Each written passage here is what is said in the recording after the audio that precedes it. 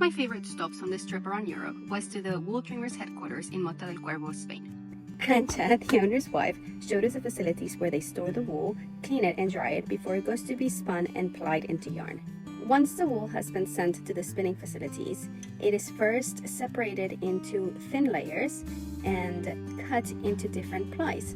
These can be spun or unspun. After that, it is plied into different kinds of yarns, either 2-ply, 3-ply, or 4-ply.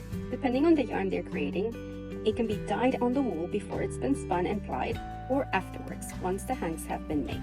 WoolDreamers is a very special organization because they go all the way from sheep to a skein of yarn. Most yarn companies will source their wool or other fibers from different places. However, WoolDreamers are responsible for taking care of the sheep and the shepherds, as well as taking care of the manufacturing of the yarn, all under the same roof. How amazing is that?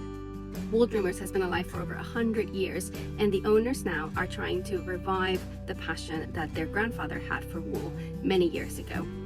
At WoolDreamers, you won't only find a really nice yarn, they also hand weave blankets and shawls, as well as make bags out of wool.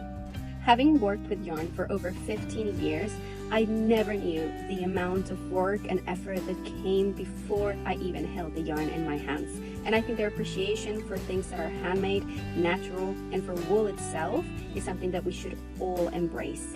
Thank you to Arantxa and to the WoolDreamer folks for welcoming me and my family and for showing us around. And thanks for the lovely wool that you gave me. I cannot wait to show you my finished object when I'm done. Please go and check them out if you want some ethically sourced wool that is really nice and lovely.